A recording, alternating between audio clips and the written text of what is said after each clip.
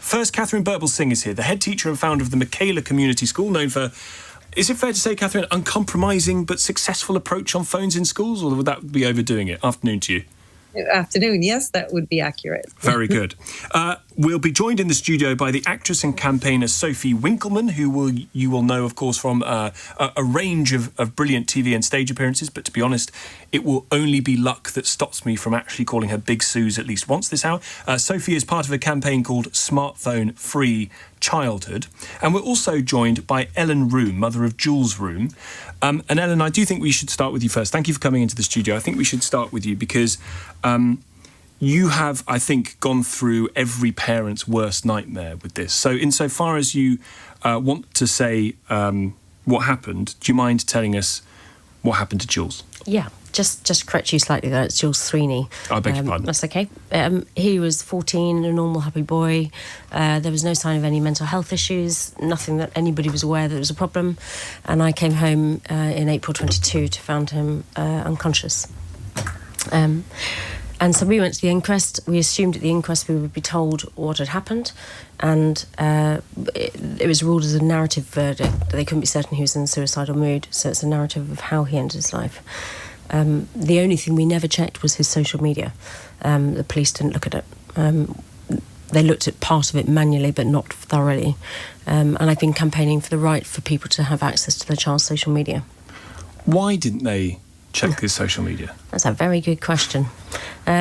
So I don't know, and I've been helped at the moment with a barrister and two ex-senior investigating officers who can't understand why this wasn't done. They do not understand, and you'll hear more in the coming weeks on that. Do they have the power already to do that, to check social media? Well, actually, since not when Jules died, so they could have done. So some people have gone. They could have asked for the question and seen what was released. They didn't even ask social media to release it. Oh. And then since April 2024, with the Online Safety Act, the coroner has the right to request that information. At the end of September this month, there'll be something called data preservation notices coming in. And at that stage, the police will have the right to preserve the data. It has to go via Ofcom, so they have to request it from Ofcom. Right. Ofcom then preserve and request the data. So this is incredibly complicated, difficult and changing picture of what's possible. Well, the frustration for me is that there's laws there, and I know of 3 other parents now who are going through an inquest, and the coroners and the police either haven't requested the information, 9 months later said you can request it at the pre-inquest, 9 months after the child died, how much data was going to go in that time. And I was contacted last week by a BBC journalist saying to me that there's a child died in Lincolnshire and the coroner's applying to the High Court. They don't need to go to the High Court. There's a law there already. They need to use it. And so the police and the coroners need training. What do you think they might find on that phone? The truth is I don't know. I've always thought, was it some sort of strange challenge? But I have since met, unfortunately, or fortunately, a lot of bereaved parents. And I now know of sextortion cases where children have been blackmailed, where they've been bribed. Now, social media companies won't release his messages to me without a court order. How on earth do we know that he wasn't being blackmailed? And if it was an online challenge, there's just nothing. I don't understand why there was nothing found offline for him to end his life. I also don't... I mean, I can see how legally it would be very difficult if an adult, someone over the age of 18, was online and their information is theirs between them and the social media company as an adult. But Jules was 14. He's 14, he's a minor, but actually the GDPR data law doesn't cover somebody when they've died. So GDPR doesn't come into force when somebody's died. God. So, but he's a 14, he's child, and even if they don't release it to me, which the laws would release it to the coroner, which is fine, because when I started this campaign, I hadn't really taken into account that the parents might be the perpetrators. It just didn't cross my mind. And so, but the laws coming in will allow the coroner to see it, so that's fine. So long as that's looked at and it's investigated, that's okay. But at the moment, I don't know. Obviously, we want to get your thoughts and calls this hour too for our guests. 03456060973 is the number. Let me bring Katharine in. Katharine, you hear from Ellen about what happened, and indeed the lack of ability to find out what's happened, I think, really. I wonder what your approach is at school to dealing with the use of phones in there when we hear that 300 kids are being kicked out of school a week for phone misuse. Yes, well, I think all of us adults need to be talking to each other and understanding just how dangerous social media is and unsupervised access to the internet. This is often through the smartphone because, of course, they can carry it with them and they're on the buses and in the streets on their own with it. But it can also happen at home if they're in their bedroom for hours on their laptop and the parent doesn't know what they're accessing. And this is where, my heart goes out to Ellen. It's just so awful because parents don't know. They don't know what they just think, well, their child's online. What's the big deal? The things I've seen and the stories I hear, it's, at worst, obviously, your child could end up dead. But then there's just the what you're exposing them to, the imagery, the beheadings, the rapes, the violence, the terrible language that they themselves get involved in. The way it changes their character. So I've had a number of families where we've managed to persuade them because their child is going off the rails and he's not doing his homework. He's getting involved with the wrong sorts of people.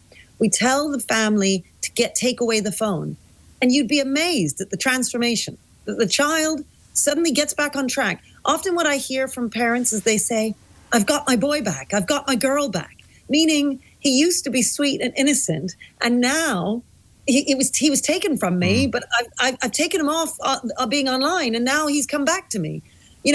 Parents don't realize because all of their friends are on social media, so there's this pressure of this fear of missing out. Children feel they won't have friends if they're not on there too. So we as a school very much try and push for as long as we can the idea that parents shouldn't give their children a smartphone at all. And I have to say, I'd say about half of our Year 7 families listen to us and don't give their children a smartphone. Some of them hold out all the way till Year 11, and they don't give their children a smartphone until age 16. And it's no surprise to me that those children are always top of the top set. They're always doing really well academically. They're not breaking their prefrontal cortexes in their brains because if you allow your children online all the time, their brains are growing. And if they're online, their prefrontal cortex, which is in charge of decision-making, making plans, one step after the other, how do you build towards something, strategizing, analyzing, all of that stuff, your child just won't be as good at it. And so it doesn't surprise me that the kids with phones are the ones who end up dropping in their sets at school in terms of ability, and the ones who don't have phones end up rising. And you see that as causation rather than correlation? Oh, yeah. So I can see it. I see it happen. Yeah. I see it, I only have anecdotes, but the phone comes away and suddenly the kid starts rising, right? The kid is given a phone and the child starts descending. And this happens with all kinds of kids from all different backgrounds, kids who are low ability, top ability, etc. And that's just their ability and what they manage to do in terms of their GCSE and A-level grades. But then there's just also who they are as people. And I tell you, they become nicer people when they're not online. 03456060973 is the number. Katharine Birbalsingh is the head teacher and founder of the Michaela Community School. Ellen Roome is mother of Jules Sweeney, who died when he was 14. We're going to be joined by Sophie Winkleman as well, who's an actress and campaigner on this, although I think the tube strike has delayed her appearance here on LBC. But we're very keen to take your calls too. Philip is in Whiteleaf in Surrey. Hi, Philip. Good evening. Hello, right, I totally agree with Sophie Winkleman. Children should not have smartphones. And also, I wouldn't have computers, laptops, any electronic equipment in a child's bedroom. The bedroom should be sleeping so they can, wake up refreshed and learn in the morning when they go to school. You wouldn't give a kid a loaded gun, would you? We should change the law. They're changing the law to stop children under 16 having Red Bull and stuff like that. So I'm sure it can't be beyond the bounds of possibility to change the law to make it illegal for children, those under the age of 16, from owning a smartphone.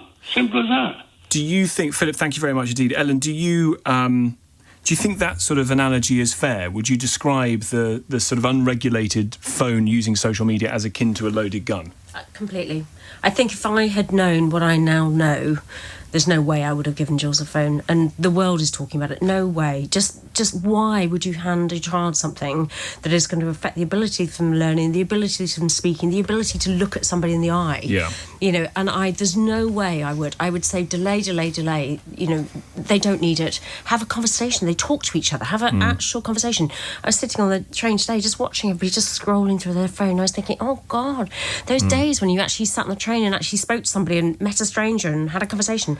And children need to get bored. They need to figure out how to do something for themselves. It's so funny you say that, because that is what my wife and I were telling ourselves during the long 6 weeks of school summer holiday, when we were being told again and again and again by our children, oh, we're bored, and we say, well, good, that's a good thing. Go and find something to do. Go and make something. Go and build a game together or whatever. My parents used to say that to me when I was younger, and I go, oh God, exactly. You know, desperately trying to find things. But then that's when you're creative. That's when you try and make a friend. You talk to somebody you don't know because you might make friends. This whole completely absorbing children with a device constantly is just wrong. It's entirely wrong. What do you think in 20 years, as and when we've, quote, sorted this out, if we ever actually sort this out, do you think we'll look back, Ellen, in 20 years' time and think, what on earth this is an experiment that has gone wrong? I think it's a bit like back in the days when smoking in hospital was the thing to do. When you were stressed, go and have a cigarette. We're going to look back and go, what on earth are we doing? And yes, we are. Let me put it to you, Katharine, that schools are partly responsible for this, because a lot of homework is set for kids online. You need to have a screen to access it. A lot of kids do their homework on screens, and actually that prepares them best for the world of work anyway, because you're going to need to use a computer. You're going to need to be computer literate. Yep, you're right. So the thing is that we schools need to take this seriously. Now, we at Michaela, it's not, I wouldn't say that we don't have any screen use at all. We do set homework online, but we've had I can't tell you how many discussions my senior team and I have had. This particular maths homework that we do, it's so good that we don't want to say no to it. And the kids do maths homework every night, and it gets marked, and it has videos which explains the maths for them. And there is no way that we could get our kids doing so much maths every day, because our teachers just wouldn't have the time to do all of that marking and setting. It just wouldn't happen.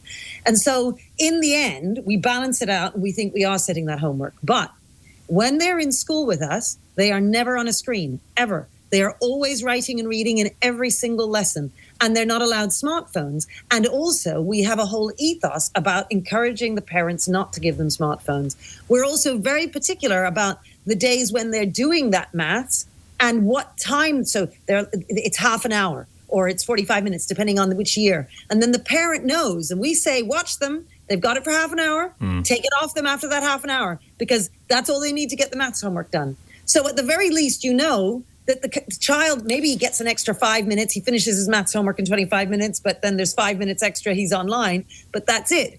And so as long as the school is speaking with the parent and the parent is able to monitor that at home, then it works quite well.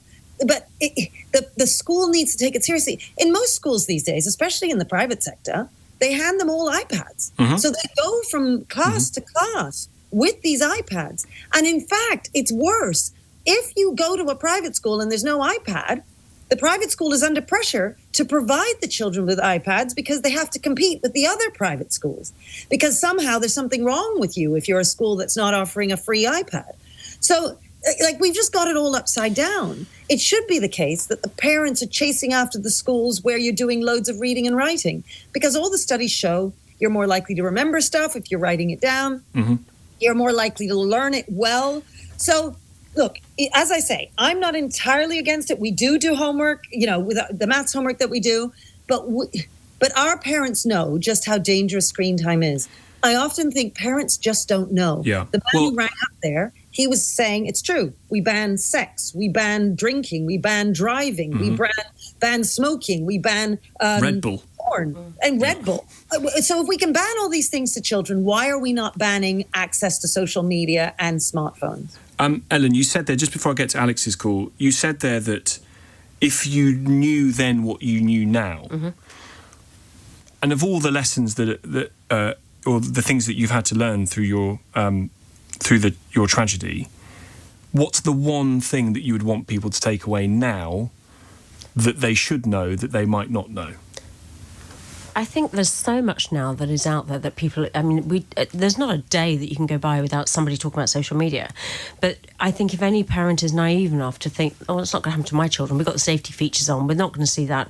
Well, somebody at school will show them somebody else's phone, or they'll see something. They are going to see hardcore porn before a very young age. They're going to see very violent and aggressive things online, and I just think, can't we all come together and try and say, well, actually, we're not having phones in our house, and if they go to your house, could you not let your children show the phone? There's a squeamishness about that, isn't there? I think there's a worry, and I think actually more parents are stepping up to it now and learning and saying, actually, I don't want my child seeing some pornographic thing at 8 or younger. And toddlers, you see toddlers sitting with an iPad, like play anything, interact with them, give them a colouring book, do something.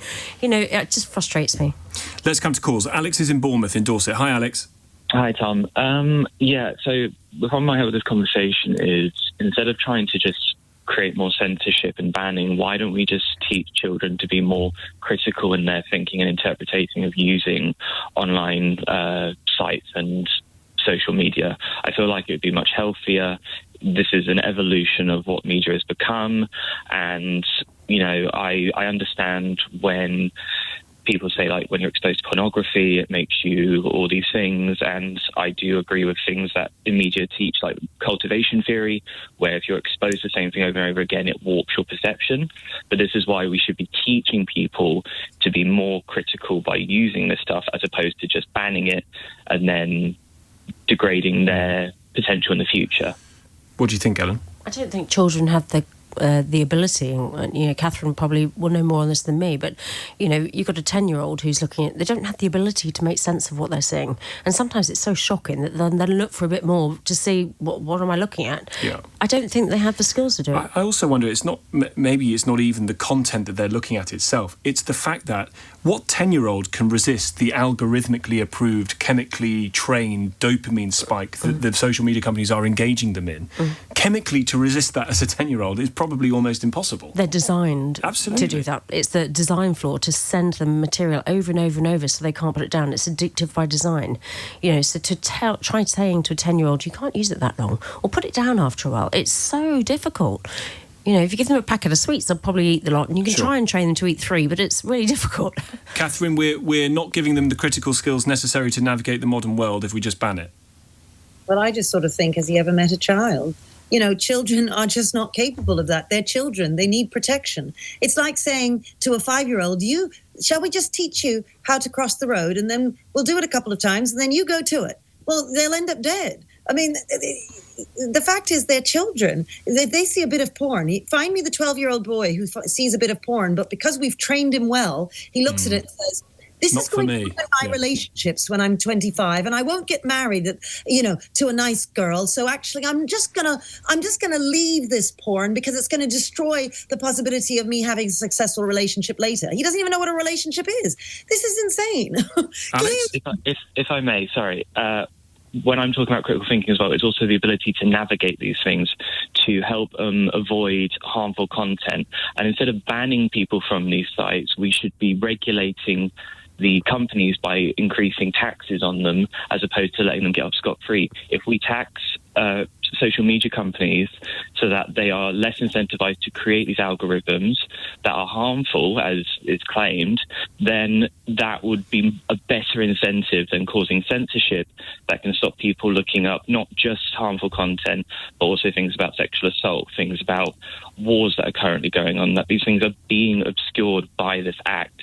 And I think you don't give enough credit to children. They're being obscured for children by this act. They're not being obscured. You can find out about the wars going on around the world if you wish, but why would we have in place designed so that a 12-year-old could access the most grisly detail about a war going on around the world? Well, it's not just about the grisly stuff. It's just in general, like, you are going to extremes, but these censorships do happen as well. Like, what if children want to learn about wars as like part of a history project? What if they want to learn about trans rights as part of the PSHE project? Like, children should be able to have this wealth of knowledge that we have, and because we're not putting the trust in them and that we're not accepting responsibility as our role in their knowledge and their education, I think you don't give children enough credit on their ability to navigate this area, because I think parents are more self-conscious about their inability to navigate it, and so they think their children can't either. And they are much more capable than you give them credit for. Ellen? I strongly think we need to protect what children are seeing, but there's a difference here with what they're seeing on social media and harmful things. I agree there's a lot of educational websites out there. I mean, even if we step back, there's some channels that are set up purely for children, little children, to learn things, and there's educational things. We're not saying stop children seeing all educational things. What we're saying is stop them seeing harmful things, harmful, dangerous, pornographic. We don't let 12-year-olds get into a car and say, off you go, let's start driving. We wait till their age, they're responsible enough to take control of that car and learn. So at a later age, and I don't think it should be 16, I think it should be 18. I don't think at 16 you should suddenly be able to access social media and see porn. How is that okay and it's not okay for a porn site until you're 18? I don't get that. I think it should be 18. But we're not saying all websites are harmful. We're saying the dangerous ones that are feeding children algorithms and dangerous material need to stop. Not a history site that's going to teach children in an age-appropriate way about the Battle of Britain or something. But that is a site that is carefully curated in order to inform the user. It is, and hopefully in a way that keeps them coming back. But it strikes me that, Katharine, that some of these social media sites in particular are designed specifically to hook people. That's their whole modus operandi. Absolutely. So all of the sites employ addiction teams. That's their job. In order to get children addicted. And the children are vulnerable. That's the whole point, because they are children. I mean, it's even easy to get adults addicted, but it is far easier to get children addicted. And when the caller is talking about people, we're not talking about people, we're talking about children. There's a difference between children and adults. And the idea of equating the two of them, well, then let's all let them drink alcohol and drive cars and get married and have sex and so on, because at the end of the day, they're the same. They're not the same. Children need protecting by us. That's the whole point. We are adults and we have a job to do. And we are abdicating on our responsibilities when we say, oh, well, it's okay, just let them do what they like. We'll teach them. You cannot teach children. They're not able to. They're not mature enough. They won't understand. And if anything... but Alex says, Katharine, you underestimate them. You're underestimating them. Ask him, how much experience does he have with children? Because I have over 25 years of working with children of many different ages, but specifically mainly between the ages of 11 and 18. And I've done very well with them. So I'd love to see how well he's done with children and with how many exactly, and how many children he has managed to teach to use social media well. The fact is that children need protecting, and that software that everyone thinks they put on the phone and it's all right. Look, I can tell you, hundreds of them, these kids, they get around the software all of the time. It's easy to get around the stuff on the computer and on the phone. And the parents convince themselves that they bought this software and their child is safe. Their child is never safe when they are watching, when they're on the internet unsupervised. 23 the time. As part of LBC's second Online Safety Day, we are joined this hour by Ellen Roome, mother of Jules Sweeney, who died when he was 14. And as you've been hearing from Ellen, calling for a lot more transparency from the social media firms, particularly around children's data. Katharine Birbalsingh is with us, head teacher and founder of the Michaela Community School. And we are joined in the studio by the actress and campaigner Sophie Winkleman, who has fought valiantly through London's traffic to make it here. Thank you very much indeed for coming in, Sophie. It's lovely to see you. Let's start. Introduce listeners, if you would, if they haven't heard of your campaign or the campaign that you support, to what it is you are asking for and why. Yes, hello everyone. Love a tube strike. I'm in very serene mode here. I'm fighting for a battle against the screenification of children, both inside and outside the classroom. The obvious thing is smartphones and social media. They're clearly a disaster for all the reasons that Ellen and Katharine have probably elucidated already. And the more pernicious beast is EdTech, which I love the expression, big tech in a school uniform. It's a massive business. Most of it's unproven. We've got lots of facts about how reading from a page in a book is a much better way to learn than skim reading on a screen. Sorry, I'm so out of breath from running. Do you know what? I'm going to give you 2 minutes because you've given us the wonderful vision of EdTech in a school uniform. Good. Which might or might... I was trying to see what Katharine was doing with her eyes as you were describing it as EdTech in a school uniform. Big tech in a school uniform. Katharine, is that something that you would push back against, the notion that this is always bad all the time in school when kids are like... That, Tom. Okay, I said most of it. Most of it. I mean, I said earlier, the fact is that at Michaela, they're not accessing screens at all at school. We moved from lesson to lesson, which is reading and writing, and all sorts of studies, which I know Sophie will be able to speak about. It shows, you're more likely to remember the stuff, you're more likely to learn more, you're more likely to enjoy it. Look, we get the highest progress rate every year across the country in terms of the progress that we make with our kids. One of the big reasons for that is because we're not using tech all day at all. The children are used to reading, and especially kids, oh my goodness, kids in the inner city, kids who have fallen behind in their chronological reading age. What do they need to do to get better at reading? Well, do more reading. If they're online all the time, these days it's really hard for children, young children, to learn how to read, because a book cannot compete with a screen. A screen has all sorts of flashes and colors, and it's exciting in that way. A book is black and white, and it's flat. And you have to use your own imagination to get the book to come alive. And your imagination dies when you're just on a phone all the time. Sophie, why have you taken this campaign up? I think for two reasons. It started out as a personal thing when my children were given iPads in schools, and it was clear that none of the children were learning as well. I'm also patron of an education charity, so I visit lots and lots of schools around the country, and I've visited schools where tech is used in very specific moderation, and they're much better. The children learn much better, they're much calmer, they're much happier, they have much longer concentration spans. Michaela is one of them, the Heritage is another. There are schools which are being very moderate and specific, like the big tech guys in Silicon Valley and California, who send their children to incredibly low tech schools. And this is the big hypocrisy I want people to know about. I'm still out of breath. I'm very unfit. Keep going. You ran through London? Yeah. Extraordinary. OK, let's come to some calls, because a lot of people want to get on the radio this hour. Rebecca's a new caller in Brentwood. Rebecca. Hiya, you're right there. I'm very well. Your I thoughts? just want to, it's good. I just want to say I agree with everything the ladies have said. But I do think there is a grey area there. I don't think it's quite so black and white. In that I've got a 10-year-old and a 12-year-old. Sorry, not 12, 14. Jeez. She does. Where did the time go? I know, Christ. She does have a phone, but it's so limited on what we do with it. Anything she wants to download, any apps, the notification comes to my phone. She's capped as well on her time. She's got very limited time on it. So I do think it's down to a lot of lazy parenting with it. I have got, obviously, friends and people I know, and it's more of a kind of a free-for-all with it. How long do they spend on their phones?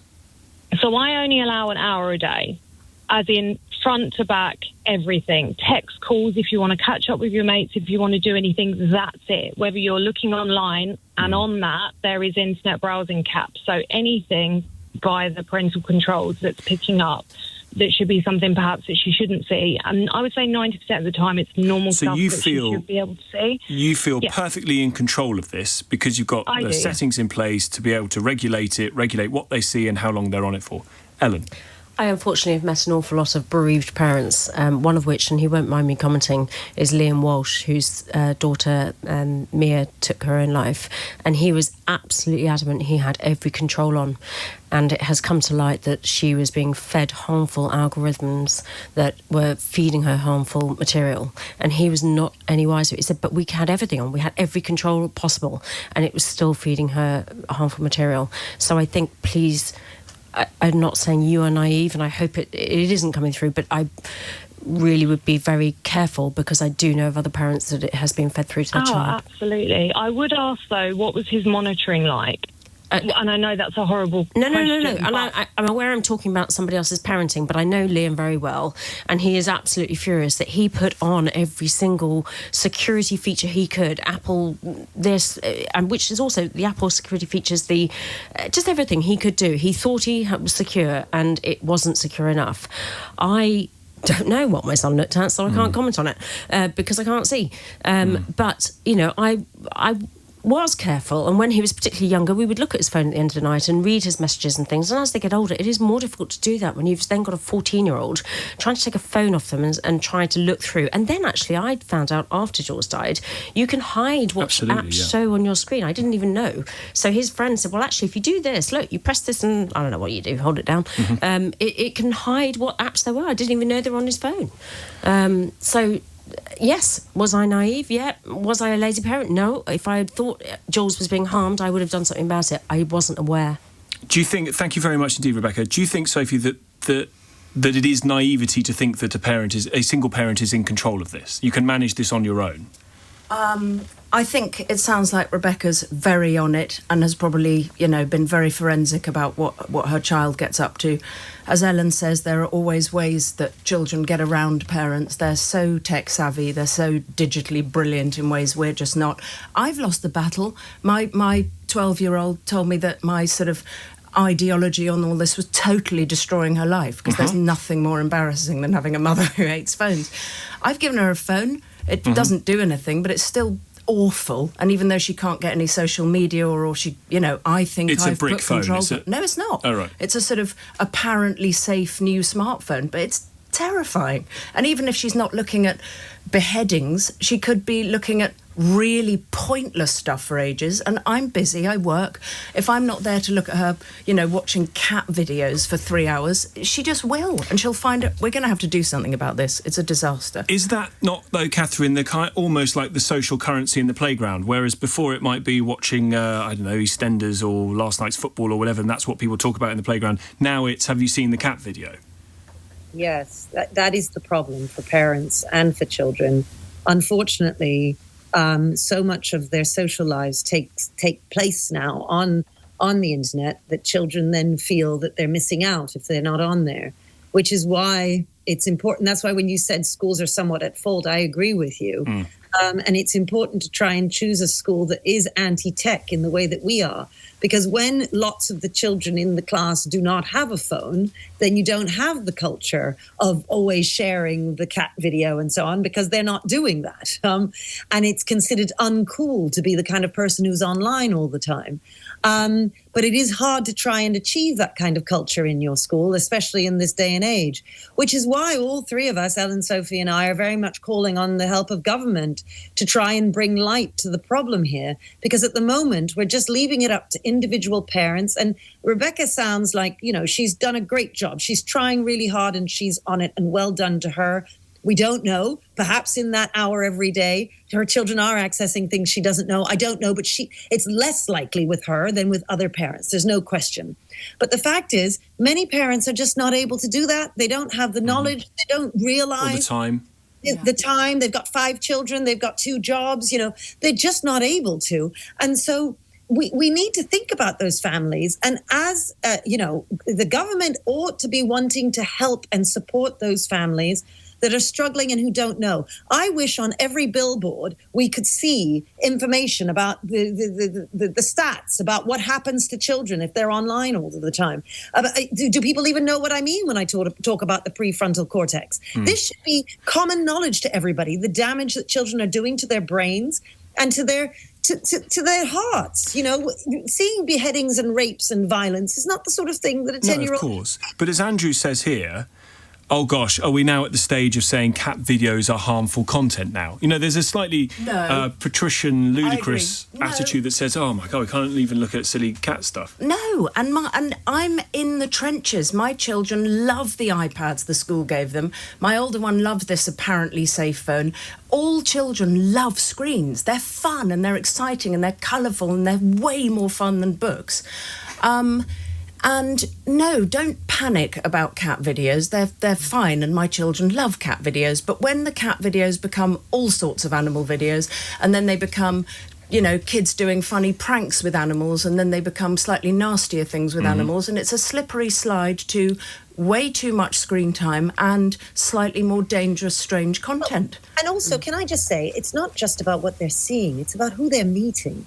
Okay, they're meeting people who lead them astray, who can murder them. I mean, this has happened to children, who get them involved. I mean, parents who then, 16-year-old girl is then involved with a 25-year-old man and they don't know what to do about it, and she's then lying to them about it. Or 14-year-old boy, Breck Bednar, who got in a taxi and went to this young man's house who was 18, he was 14, and was tied to a chair with duct tape and had his throat slit. I mean, it is horrifying. Children trust. Look, they're trusting, okay? They're immature. They're children. They need protection. If, on the other hand, we say, well, no, they're grown up enough to be able to look after themselves, we can just teach them.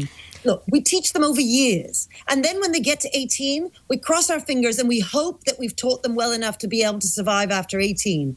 But the fact is, when they're 10, 12, 14, they're simply not old enough to know how to negotiate their ways safely through the internet. And also you've got apps like, for example, WhatsApp is for 13-year-olds. So you think it's safe, and a lot of parents will think their children are just talking to other people. I know of a 13-year-old girl that was groomed on an app called LMK, which apparently is called Let Me Know. And they can talk to a whole load of strangers online. She was groomed on that by a stranger until they moved her across to the WhatsApp platform, where she was groomed on that until she ended taking her life at 13 years old. Now, WhatsApp isn't regulated, it's encrypted. It really is my bugbearer. So you've got social media like Snapchat, where you've got full of prolific paedophiles that can talk to your strangers. They can follow where your children are. They can even see, if they've got live location, on what your door number is to your house. And you just think, why have we got children being allowed to mix with adults and paedophiles? And you've got apps that are supposedly 13, like WhatsApp, being okay. Well, it's not safe. They are being groomed, and there's a lot of harmful things that happen. LMK say that they have age checks in for those over 17 years old. Well, I know of a 13-year-old that died from it. So, yeah. There's an example I've seen with these two women who they create a fake 11-year-old and they put her online, and then as soon as they put her online, they click the phone to see, just the time, how long it takes for the pedophiles to come. Within 1 minute, pedophiles start coming to talk to the 11-year-old, and within 2 minutes, a call is made from one of these men saying, "Have you got a boyfriend?" etc. So your child goes online, and within 2 minutes, pedophiles are calling her. That's what we need to know. Langdon Hills in Essex. Hi, Lisa. Hiya. Hi. Your thoughts? Hello, Lisa. Hello. I work very closely with Ellen Roome. I'm unfortunately part of the Bereaved Families of Online Safety. I lost my son March 2022 to a perceived online challenge. It is now apparent that there is so many parents going through these same losses. I go in schools with another parent, and we create awareness to parents who think they are doing exactly what the other listeners have been saying, and callers, sorry, that they've done everything on parental controls. I did absolutely everything. Children are very, very clever.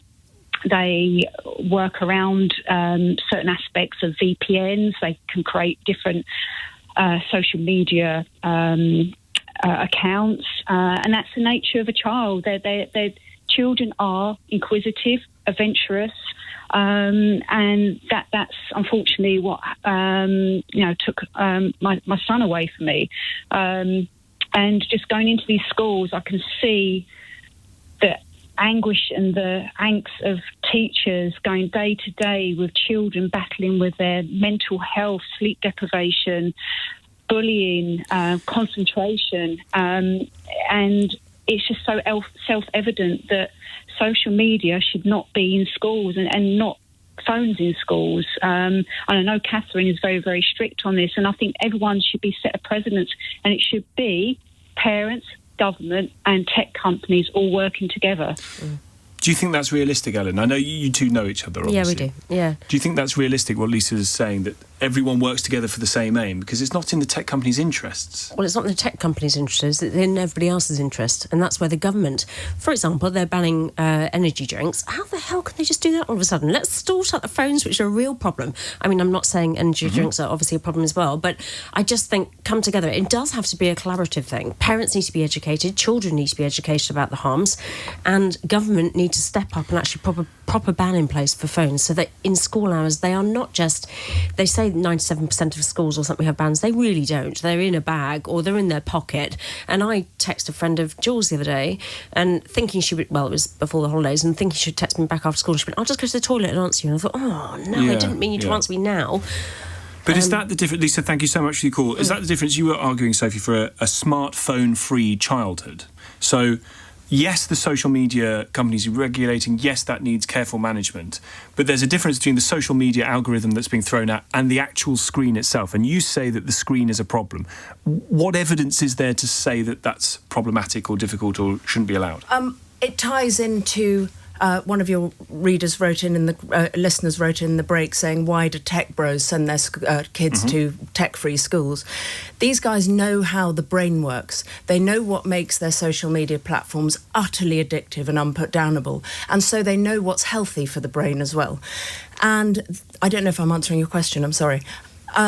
Basically, the screen itself is innovating. So while screens are peddled in a big way and EdTech is peddled as a sort of, salvation for special needs. This is an argument that's being used a lot, and I've got to be very careful because there are some maths platforms, there are some reading help platforms that are good, but a lot of it is massively overused, and the screen itself innovates the nervous system. It's why I hear from so many parents saying, I can't cope with the fact that I'm tough on screens on the weekend, and then my child comes home from school and has to open up this damn thing and spend 2 hours doing homework, then he plays the games, then he wants sort of rewards, and his brain wakes up because, the screen wakes up the brain and it caffeinates it and it makes children go to sleep later. It's bad for their eyesight. Slumping over a screen is bad for your posture. It's bad for your spine. It's bad for hormone production. It's so unhealthy. So I cannot claim here to be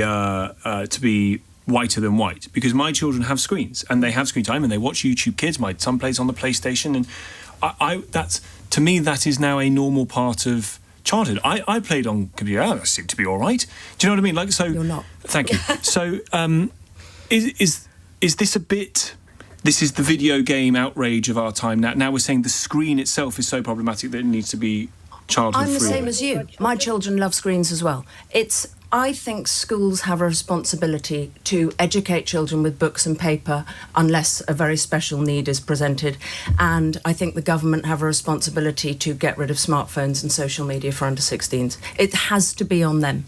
So, some of it's fine, but moderation has to be pushed through to every parent. Katharine? How old are your children? 10 and 8. And how much time do they spend on screens every day? I would say less than an hour during the week and an hour and a bit at the weekend. And what are they doing on the screen? My son would be playing Fortnite. God, I hate that thing. And my daughter will be a bit of YouTube Kids and a bit of Roblox.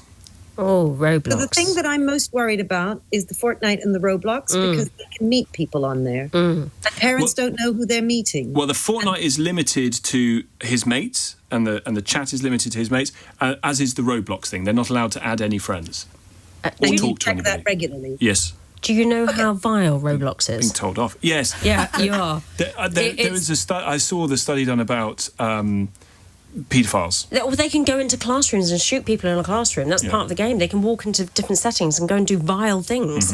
And so you might think they're not talking to people, but they can go and steal cars or do something. And you're just honestly, Roblox is probably one of the worst games out there. I really, really hate it. Please do some research on it. Just be careful about, and the time, perhaps reduce it to half an hour and then think about what the kind of culture that you're creating around your child where it becomes normal to go into classrooms and shoot people. And you think, that's not such a big deal. But the problem is that bit by bit, your child becomes anesthetized to certain behaviors. And then it has to get worse and worse as time goes on. Sophie? And they're only 8 and 10 now. When they're 14 and 16, you'll see where it goes. Sophie? That's all. Okay, Katharine, I'm just going to do my very quick thing about paper and pen. Okay, listen to this. So, an educational psychologist called John Jerrim did a test of 3,000 pupils in maths, science and reading, PISA tests, right? Half the pupils did this is about education, not screen time in general. Half the pupils did their work on screen and the tests on screen, all the revision, all the reading and everything, and half the pupils did it on paper. The paper-based group did 20 scaled score points better than the computer-based group, and that equates to 6 months of additional learning. So Wow. I just want people to know that books are the way to go. Listen, every year, we get the best progress in the country out of over 3,000 secondary schools. There is a reason, okay? And one of the big reasons is screen because time. we're so anti-tech. Yeah. I have to leave it there. We could go on. I think we should do this again at another point, if that's okay with you three. And I need to look at roadblocks. Katharine, thank you very much indeed. Katharine Birbalsingh, head teacher and founder of the Michaela Community School. Ellen Roome is mother of Jules Sweeney, who died when he was 14, calling for greater transparency of those social media companies, particularly in access to children's data. Sophie Winkleman is actress and campaigner. It's very good to see you all. Thank you all three for coming in. I must read you this at the end.